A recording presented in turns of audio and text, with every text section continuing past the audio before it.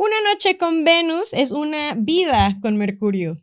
Esta frase se convertiría en el refrán del momento, siglo XVIII-XIX. Ustedes la recordarán por obras recientes como Frankenstein, donde este señor dice la exacta frase diciendo que él en realidad quería un cuerpo nuevo para sí mismo porque padece de la maldición de la sífilis.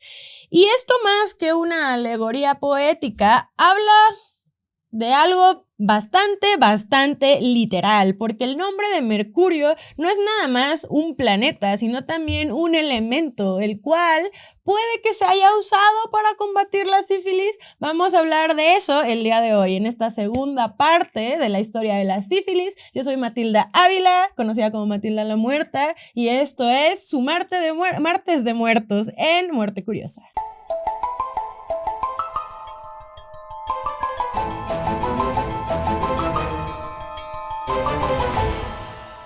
Bienvenidos mortales a esta segunda parte de la historia de la sífilis. Aquí yo, Matilda, feliz de la vida en compartirles mi tema favorito en el mundo.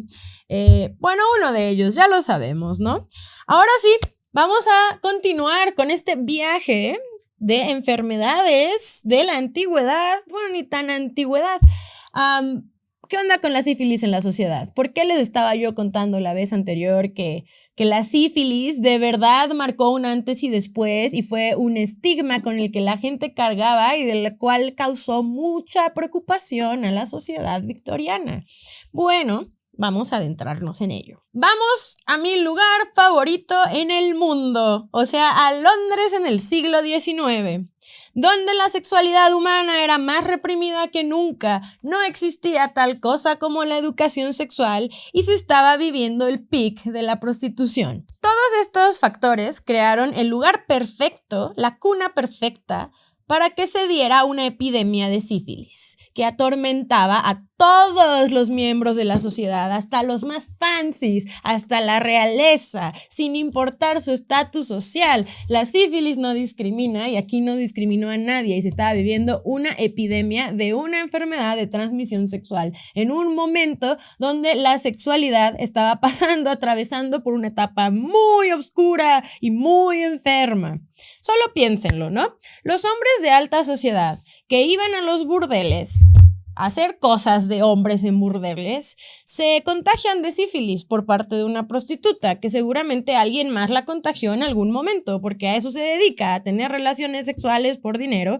Entonces se regresa a su casa, porque es un señor respetable, con buena presentación, dandy victoriano, llega a su casa con su esposa, porque claro que tiene esposa. Entonces, como es hombre, le da igual todo, igual y ni siquiera sabe que tiene sífilis y contagia a su esposa, y luego su esposa se embaraza y como ella no tiene ni idea que tiene sífilis, pues tampoco tiene idea de que se la va a contagiar a su bebé y así se repite el ciclo una y otra vez y es nada más un ejemplo de las miles de situaciones que se pudieron dar, pero esto era un ejemplo común, era una situación bastante regular, entonces multiplica esto como por 1000 y tenemos a todos infectados de sífilis. Ok, digamos que eras una persona que está suficientemente atenta y entonces ya empezaste a identificar que algo raro está pasando contigo y que tal vez tienes un par de síntomas y que tal vez tengas que ir al médico, pero estas consultas con el médico tienen que ser secretas y súper privadas, porque ¿qué pasaría si la gente se enterara que tienes sífilis? O incluso ni terminan de entender qué es la sífilis, pero solamente van a pensar que eres un degenerado, que la verdad es que la mayoría de la gente lo era en ese entonces, pero no abierta y públicamente. Entonces, el buscar tratamiento, el simple hecho de buscar tratamiento ya era una causa de vergüenza, y de secretismo. Si tú eras un hombre respetable y tenías sífilis, posiblemente esto causara que la gente asumiera y pensara cosas de ti, aunque ellos hicieran lo mismo en su tiempo libre, pero como tú eres el que está contagiado, eres al que más se puede juzgar a la hora del té. Y si tú eres una mujer que tiene sífilis, Bueno, si la sexualidad está reprimida en general, la sexualidad femenina es inexistente. O sea, la sexualidad femenina no es algo, es una enfermedad llamada histeria en este momento. Entonces, si tú como mujer tenías un deseo sexual, lo cual es natural como un ser humano, es porque eras una enferma y algo mal estaba con tu cabeza. Entonces, esto triplica la vergüenza. Y no solo eso, no solo tienes sífilis, tienes que lidiar con la vergüenza de tener sífilis, sino que posiblemente hayas obtenido sífilis. Digo, obviamente todas las situaciones varían, pero pon tú que es porque tu esposo te la contagió.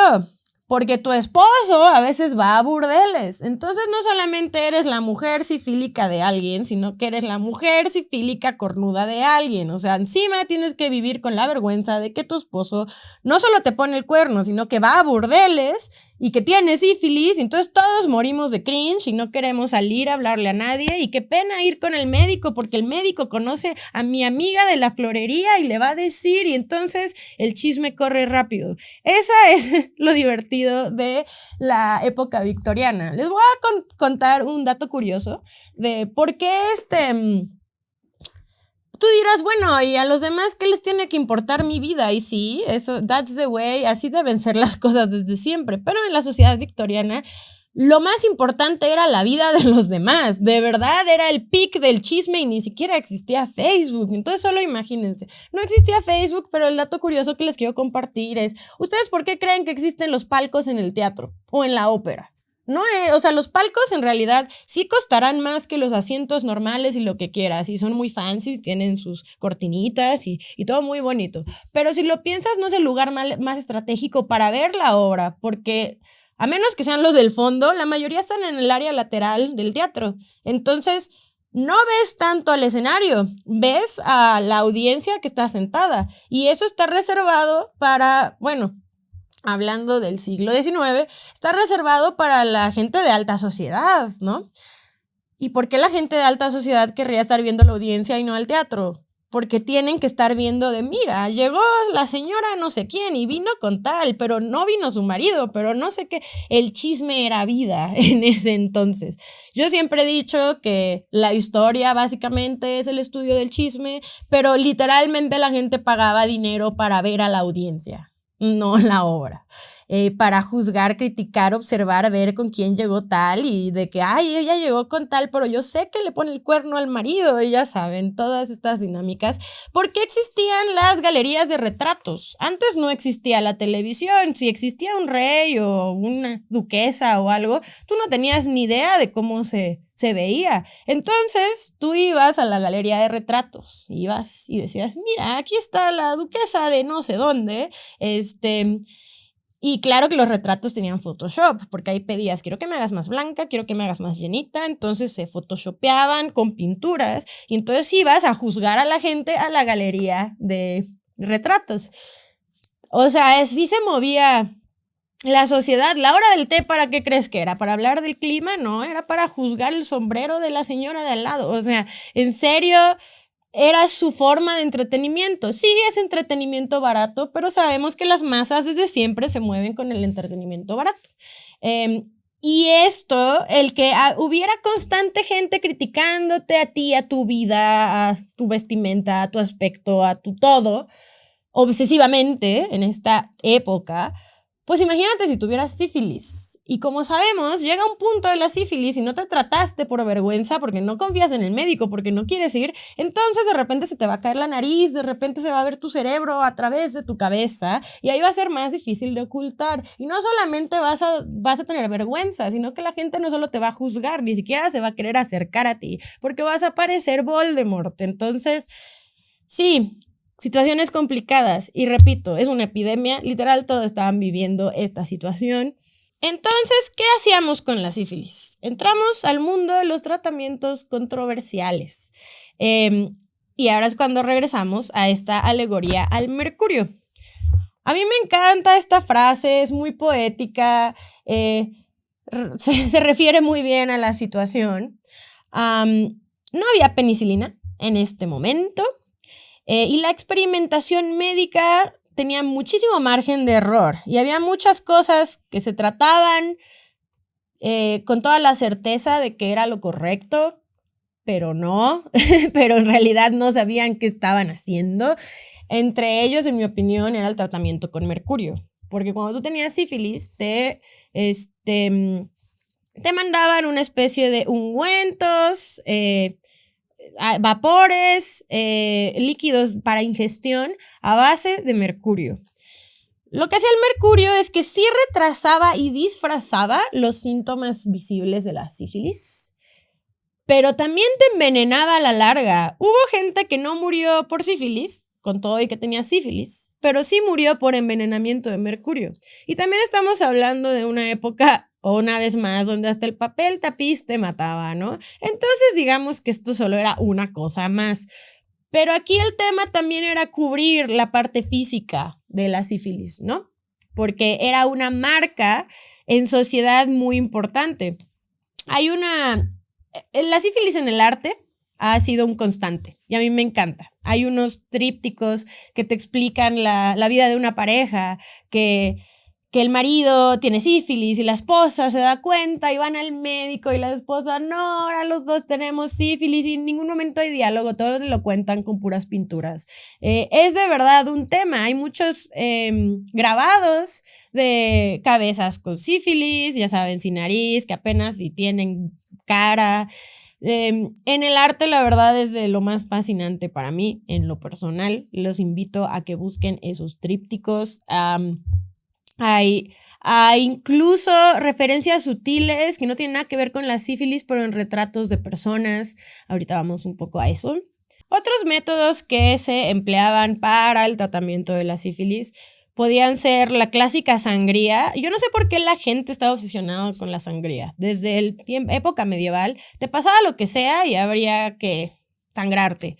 Y eso no solucionaba muchas cosas, pero bueno, es ¿qué les puedo yo decir? Y baños muy calientes, de hecho te ponían en una especie de caja con mucho vapor en su cabeza, eso iba a funcionar por alguna razón, cuando ni siquiera tenían entendimiento de la bacteria, pero bueno, they tried. Es que eso es lo divertido de la medicina victoriana, te vendían cosas como efectivas cuando en realidad ni ellos sabían qué estaban haciendo. Pero ahí el tema también era una lucha constante de egos entre los médicos, cosa que también se asimila a la actualidad, por cierto. En caso de que la enfermedad avanzara debido a ignorar los síntomas o un diagnóstico tardío, cosa que es lo que pasa ahora también, lo más probable es que empezaras a perder tejido. Y es por eso que tenemos fotos, una vez más, de muchos pacientes con sífilis que se nota que avanzó bastante y que ya no hubo mucho que hacer y por más que le pongan, no sé, tomen mercurio todos los días, no les va a volver a crecer el cartílago de la nariz, entre otras cosas. Entonces serías una especie de monstruito sifílico vagando por ahí y eso sería una marca de, no solo, o sea, la gente no te ve como pobre hombre, tiene sífilis, pobre mujer, no va por ahí, va más como de, este es un monstruo enfermo porque solo la gente enferma, podrida de la mente, con parafilias y temas de enfermedades sexuales, tiene sífilis, ¿no? Eso es como la parte divertida de la sociedad, porque en realidad todos corrían el riesgo de tener sífilis, como ya hablamos, no importa cuál fuera tu clase social, todos estaban en ese riesgo y usualmente los que más frecuentaban ciertos lugares llamados burdeles y demás también eran personas de la sociedad alta, entonces era como hacerse güey ante una situación en la cual tú bien podrías ser, ¿no? Pero bueno, tú estabas muy feliz, envenenándote con mercurio mientras señalabas a la pobre señora sin nariz de, ay, mujer enferma. Entonces, bueno, la hipocresía es tan antigua como el caldo. Pon tú que eras una persona con dinero y ya no tenías nariz. Yo tengo una obsesión, discúlpenme, con las enfermedades que resultan en que se te caiga la nariz o que el cartílago de tu nariz desaparezca. Y no solo eso, tengo una obsesión con los personajes que no tienen nariz desde siempre, como Voldemort, como Red Skull, no como el Black Alien. No vamos a entrar ahí, por favor no me mencionen el Black Alien, ese no es uno de sus personajes, ¿ok? Solo quería dejarlo claro, pero la sífilis y la lepra y otras cosas luego resultan en que lo primero en que diga bye es el cartílago de la nariz.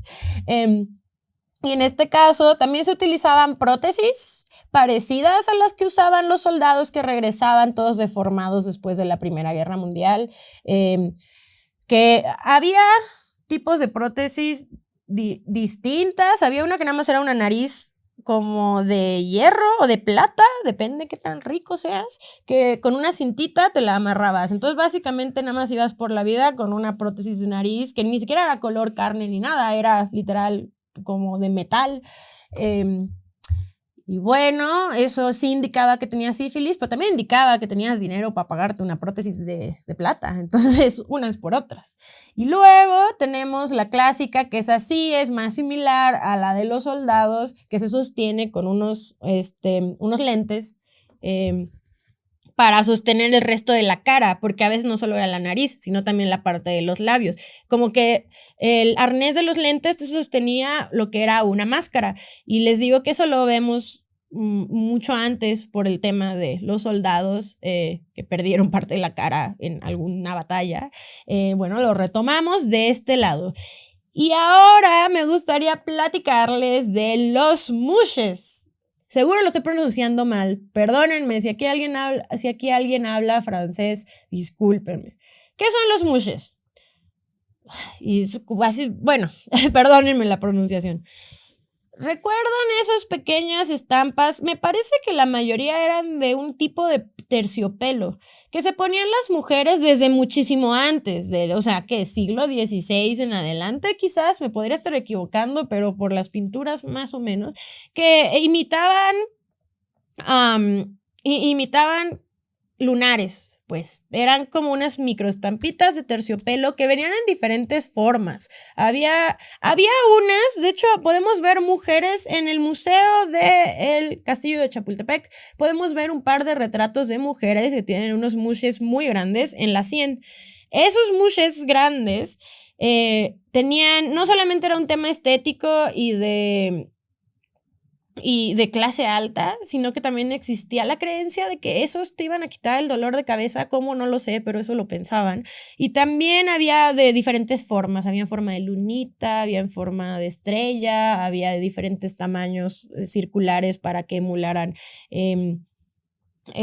marcas en la cara, pues, porque se veía elegante y demás, pero también había una parte, si te ponías muchos, o sea, si te llenabas la cara de mushes, entonces ya era seguro una prostituta, ¿no? Porque y si te ponías 2, entonces eras una mujer muy nice, ¿no? O sea, cosas de la época.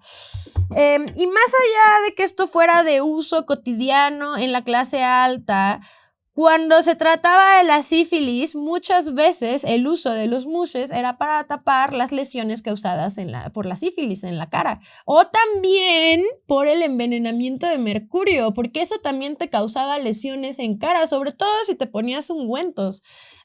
Entonces tenías como que taparte todo. Y los mushes fue una de las de los métodos para hacer esto. Entonces, cuando vayas a un museo y ves un retrato de una mujer random que tiene uno de esos lunares falsos de terciopelo por ahí, ponte a pensar y dirás, ya te vi, traviesa. Y algo que me gustaría mencionar es que al parecer mushes significa mosca en francés. Yo no sabía, y eso está muy cool porque en varias pinturas vamos a ver que son personas completamente pulcras y hay una mosca por ahí. ¿No les ha pasado? ¿No han visto obras donde es como el retrato de una mujer muy guapa, mucha iluminación, muy rococó todo el rollo, y de repente una mosca? ¿Por qué hay una mosca ahí? Porque la mosca es un símbolo de la pudredumbre. Entonces, la presencia de una mosca es como un pequeñísimo y sutil recordatorio de que eventualmente nos vamos a morir y nos vamos a podrir.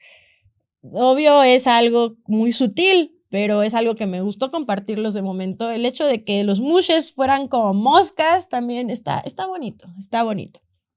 Y ahora sí, vamos a lo que todos estaban esperando. Vamos a funar, vamos a señalar a los sifílicos en nuestras vidas. Personajes célebres que padecían sífilis. Entre nuestros personajes célebres, ahorita los voy a separar, voy a ser muy específica en cuáles sí o sí tenían sífilis y cuáles se teoriza que tenían sífilis, pero por no tener acceso a sus restos o porque simplemente no hay manera de corroborarlo al 100, no se han podido comprobar, pues. El primero en nuestra lista, que sí tuvo sífilis, sí o sí, fue Henry de Toulouse-Lautrec.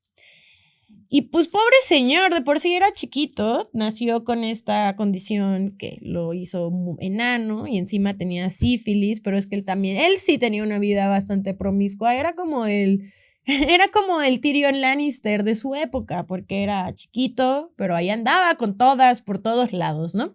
Entonces, bueno, este señor tuvo sífilis, rest in peace. Guy de Maupassant también tenía sífilis, eso también es un hecho. Como les comentaba en el episodio anterior, Friedrich Nietzsche, también famoso por sucumbir a la locura de la sífilis. Insisto que eso también es un tema que muchos poetas ocupan, que más allá del tema físico de la sífilis, el sucumbir mentalmente a la sífilis, que te vuelvas loco, que caigas en depresión y sobre todo los cambios erráticos de personalidad. Eso es algo que también se relacionaba directamente con la sífilis, que también podía ser por otra cosa, pero en parte también van de la mano. Ahora, estos son los que sabemos a ciencia cierta que sí, tenían y ahí no hay duda. Vamos a los que tal vez no sabemos a ciencia cierta, pero era muy probable y por supuesto que en esta lista iba a estar Oscar Wilde. Esto no me parece que sea noticia para ustedes ni para nadie porque desde hace mucho tiempo se ha discutido si Oscar Wilde en realidad tenía sífilis, aunque no haya muerto de eso, porque como hablamos en el episodio anterior, las etapas se manejan a tal complejidad y puede pasar tanto tiempo y también tienen otros síntomas que en ese inter te podías enfermar de otras miles de cosas que había en el momento. Y bueno, aquí también hay algo que me gustaría mencionar, sobre todo el caso de Oscar Wilde y regresando un poco al tema de echarle la culpa a los indígenas por la sífilis. Sí hay una base racial detrás, ¿sabes? O sea, si ahorita hay gente abiertamente racista, imagínense antes, ¿no? Antes el racismo era parte de la sociedad. Entonces sí era muy fácil señalar al indígena del continente americano como un ser sucio, maligno, ignorante, que tenía enfermedades. Y por eso se la contagió al europeo, que era el ser más perfecto, según ellos, ¿no? Cuando en realidad era un poco al revés. Si hablamos un poco de la realidad, los métodos de higiene que se manejaban en la América prehispánica, en todo el continente americano, eran bastante buenos. La higiene era importante para los pueblos indígenas de Sudamérica hasta Norteamérica. Todos tenían sus maneras de cuidarse y sus enfermedades, claro que existían, pero eran tratadas distintas. El que realmente era el ser más sucio del universo era el europeo. Recordemos que la peste se empieza a erradicar después de siglos de terminar con su población porque a alguien se le prendió el foco y dijo, oye, si nos empezamos a lavar las manos entre pacientes, tal vez sea, y ya, así de sencillo, podían terminar con la peste y les tomó años llegar a esa conclusión. Entonces es muy chistoso que el europeo quiera señalar al indígena como un ser sucio cuando en Europa existe Francia, ¿no? No sé, no solo Francia, pues, sino saben por qué existe el perfume, ¿verdad? Bueno, ya, no voy a cambiar de tema, pero sí existía un tema racial y un tema de señalamiento de ellos son los seres sucios que vinieron a contaminarnos a nosotros. Recordemos que Oscar Wilde era homosexual. Y en ese entonces no solo era ilegal ser homosexual, me parece que hasta los 60s en Reino Unido dejó de ser ilegal ser homosexual, incluso llevándose entre las patas a héroes nacionales, solo por ser homosexuales. Existía la castración química, estas cosas ridículas que no tenían razón de ser, pero yo no dudo que Oscar Wilde tuviera sífilis. ¿Por qué? Porque todos tenían sífilis. Y Oscar Wilde no porque fuera homosexual, sino porque era Oscar Wilde, era bastante promiscuo. Y X es su vida, cada quien lleva su vida como quiera. Y siendo promiscuo en un mundo donde abunda la epidemia con sífilis, pues es probable. También pudo haber tenido otras miles de cosas. Pero aquí es un arma de doble filo. Porque sí, esto es una probabilidad, pero no es una razón para señalar a todos los homosexuales de sifílicos o de que de ahí proviene ni ese rollo, porque no es así. Eso regresamos un poco al estigma de las enfermedades de transmisión sexual que pasa al día de hoy con esto, con el VIH, con miles de otros temas, ¿no? Entonces solo quería mencionar eso, de que no estamos señalando, insisto, Oscar Wilde era una reina promiscua no por ser homosexual, sino por ser Oscar Wilde, ¿ok? Quiero que eso lo tengamos claro. Continuamos. Charles Baudelaire. Posiblemente también tuviera sífilis, posiblemente murió de otra cosa mientras tenía sífilis.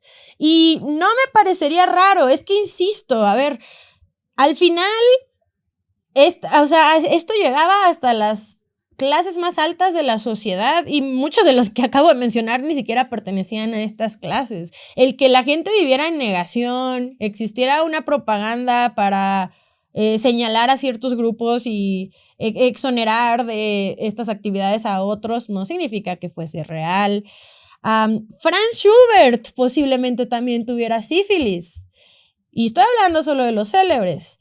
Y ahora, esto es la verdad, aunque no haya prueba tangible, por su situación social es muy probable que sí la hayan tenido y también por la época en la que vivieron y los contemporáneos que compartieron. Y ahora vamos con estos que me parecieron tan controversiales, pero me encantan, me encantan, me encantan. Iván IV, también conocido como Iván el Terrible. Llevo un rato queriendo hacer un episodio de Iván el Terrible. Hay mucho de qué hablar de Iván el Terrible y seguro va a suceder, así que ya saben, manténganse al pendiente de las próximas publicaciones de Muerte Curiosa, pero Iván el Terrible es famoso porque se le iba la cabra al monte durísimo, se desconectaba, pero así. Y cómo, o sea, lo vivimos y lo vimos muy bien cuando mató a su hijo en un arranque de enojo. Y luego dijo, oh no, he matado a mi heredero, y pues hay una gran pintura que nos recuerda a ese momento. Sí se desconectaba mucho este señor, por eso es famoso.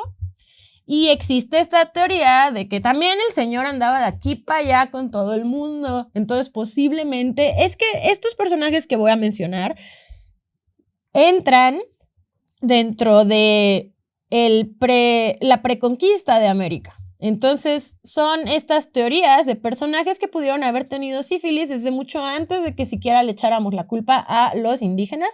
Iván el Terrible se cree que por la vida que llevaba, por las características de su muerte y sobre todo por el descenso de su salud mental y de sus arranques y cambios de personalidad tan rápidos, bien pudo haber padecido de sífilis. No hay manera de saberlo, pero los historiadores han comentado que es una posibilidad, que no está descartado, pero pues para saber va a estar bien difícil.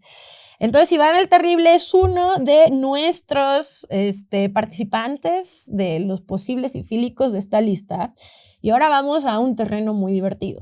Enrique VIII. Enrique VIII posiblemente tenía sífilis. Él murió de otra cosa. Como ya sabemos, él sucumbió a una infección que obtuvo. Él se lastimó la pierna gravísimamente, me parece que en una justa. Según yo era en una justa, corríjanme en los comentarios si fuera una cacería, según yo fue en una justa porque le gustaban esas cosas. Se lastimó la pierna terriblemente, nunca se terminó de curar la pierna, entonces la infección creció y el brother se estaba pudriendo en vida, esencialmente. Para que vean que el karma sí existe, porque conocemos a este señor como por ser el peor personaje de la tierra, no sé si el peor, pero uno bastante malo, ya saben, el que se separó de la iglesia, que eso no tiene tanto tema, pero mató a todas sus exesposas, bueno, no a todas, pero a varias, las decapitó, ya sabemos esta historia. Y esto es interesante porque, ¿qué pasa si Enrique VIII tenía sífilis? Que tampoco sería raro, también andaba de aquí para allá con todo el mundo, los decapitara o no.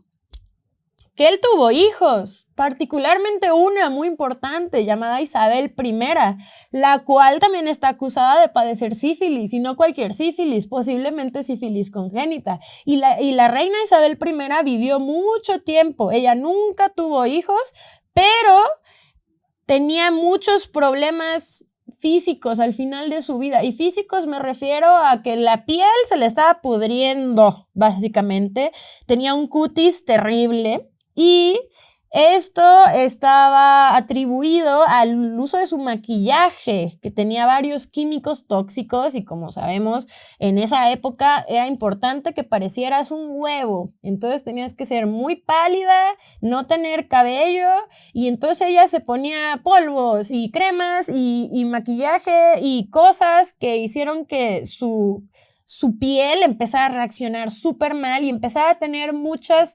llagas y muchas heridas en la piel. Ahora, imagínate si en realidad también tenía sífilis, imagínate que, pero es que aquí también ya es más debatible, porque si ella hubiera tenido sífilis congénita, posiblemente esto se hubiera desarrollado a una edad más temprana en su vida, pero también ella se maquillaba y tenía todo su look también a una edad temprana que empeoró con el tiempo y envejeció con todo y su maravilloso look.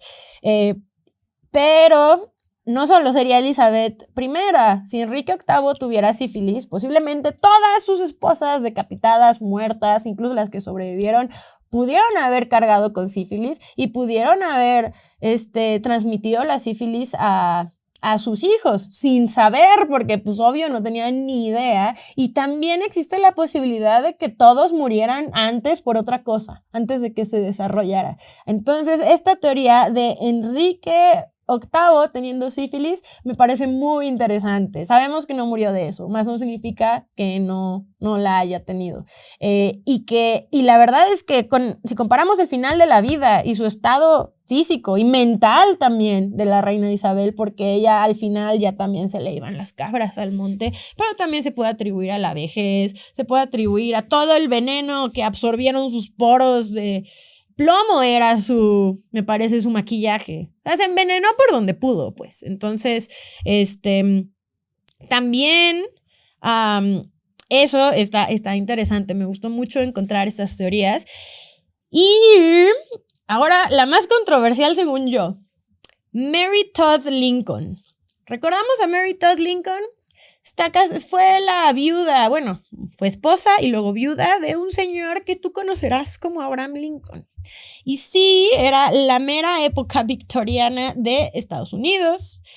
Y sí, más que se haya vuelto loca, digo, no soy biógrafa de Mary Todd Lincoln, pero bueno, sabemos que Abraham Lincoln lo mataron en un teatro, murió como a los días después en su casa. Y Mary Todd después se volvió un poco loca y además gastó todo su dinero, se fue a la quiebra rápidamente, o sea, tomó decisiones económicas bastante malas.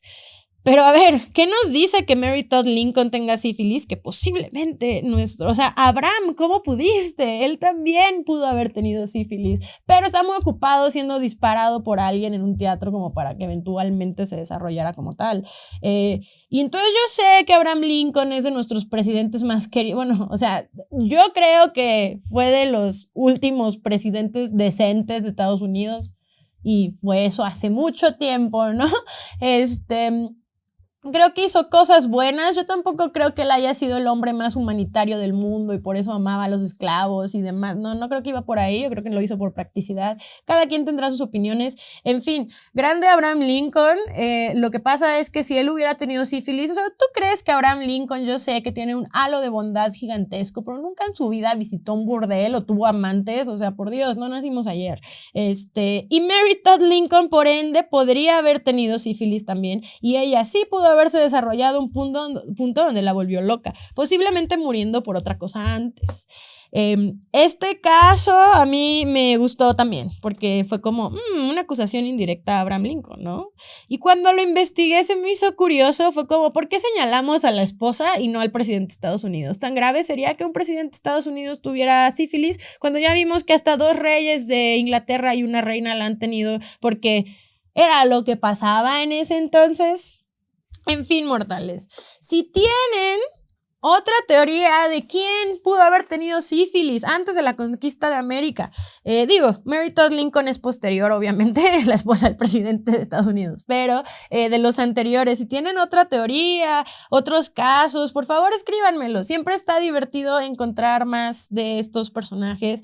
Y para cerrar este tema, pues les agradezco principalmente por acompañarme en este primer viaje de este año al mundo de la sífilis. Les digo que más la enfermedad como tal, ni siquiera me apasiona por un tema morboso, sino por cómo actuaron todos en torno a la sífilis, ¿no? Era más fácil señalar, estigmatizar, intentar evitar y esconderlo abajo del tapete, que intentar realmente averiguar qué estaba sucediendo. Y quizás si lo hubiera normalizado como era, porque era algo normal en ese momento, en el mero momento de la epidemia, quizás si lo hubiera normalizado en su momento, hubiera sido más controlado, pero necesitábamos hacernos güeyes y pensar que todos somos muy correctos para eso, y eso no solo lo hicieron con la sífilis, lo hicieron con muchas otras cosas, así como lo hacen al día de hoy con otras muchas cosas. Entonces, en vez de atacar el problema de raíz, admitirlo como lo que es y aceptar nuestra naturaleza humana y no andar señalando a la gente por sus prácticas sexuales o por su vida personal, pues tal vez esto hubiera avanzado de manera distinta. También el tema del origen sigue a debate al día de hoy. Me parece, hace no mucho platiqué con alguien que me había compartido que una investigadora de la UNAM dijo que no, que sí, que efectivamente la sífilis había iniciado aquí en Latinoamérica. Y cito muy padre cómo me explicas al hombre medieval de Hall, que tiene restos de sífilis, y así es uno de varios que se han encontrado. Al final, los que han apoyado esta idea siguen encontrando evidencia. Yo, en lo personal, sin ser ninguna estudiosa de medicina y por desgracia no soy una historiadora de las enfermedades, yo sí creo que es muy probable que la sífilis haya existido desde muchos tiempos antes. No descarto la opción de que pudo haber mutado. Eso sí, yo sí creo que pudo haber mutado quizás a partir de que trajeron demás variantes de la bacteria de América. Pero, por ejemplo, acabamos de aclarar en el episodio pasado, antes de acusar a los indígenas de sucios, que en su caso ni siquiera era por transmisión sexual, solamente que en ese entonces ellos no habían llegado a estas conclusiones. Queda una gran incógnita, pero más allá de la enfermedad, del origen de la enfermedad, porque también se dice que la sífilis era 1000 veces más agresiva anteriormente que en la época contemporánea. Entonces, más allá de eso es lo que hizo la sífilis en la gente, en la sociedad, en el mundo, y cómo fue básicamente la madre de lo que se convertirían las enfermedades de transmisión sexual en la sociedad contemporánea más adelante.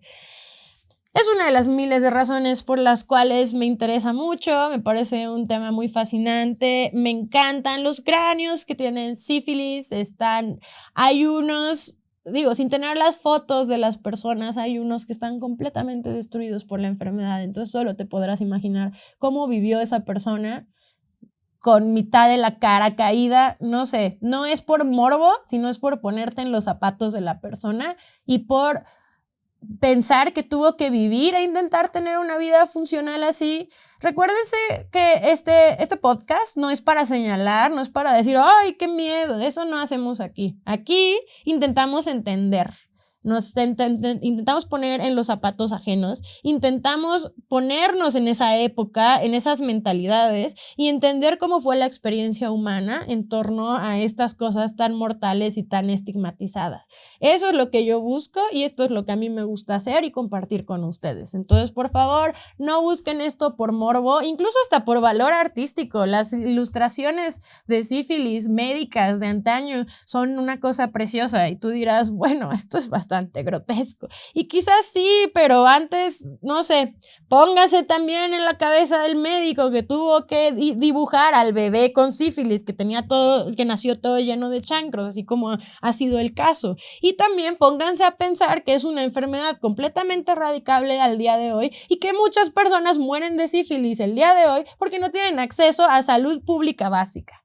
Y no estoy hablando, insisto, sí, en África es un tema, pero no nos tenemos que ir tan lejos. O sea, si vives en Venezuela, en Argentina y en México, pasa también. Entonces, acuérdense que la historia es un poco un espejo de nuestra actualidad y creo que con las cosas que han sucedido últimamente desde el año pasado hasta ahorita, he notado que nadie ha aprendido nada de la historia, o no sé si nadie, pero bueno, es que ya tenemos a la Gestapo actualizada, que es el ICE, ¿no? En Estados Unidos. Entonces, no lo sé. Para reflexionar, supongo. Espero hayan disfrutado de este viaje sifílico conmigo. Me gustó mucho compartir esto con ustedes. Suscríbanse a nuestro canal de YouTube si no lo han hecho ya. Incluso si nos escuchas en plataformas de audio como Apple Podcast, Spotify, etcétera, nos ayudarías muchísimo con una suscripción. Compártenos con tus amigos, enemigos y familiares. Estamos en Instagram y en TikTok como @muertecuriosa. En mi página de trabajo estoy como @MatildaLaMuerta. Ahí me pueden encontrar si quieren un tatuaje o cosas así.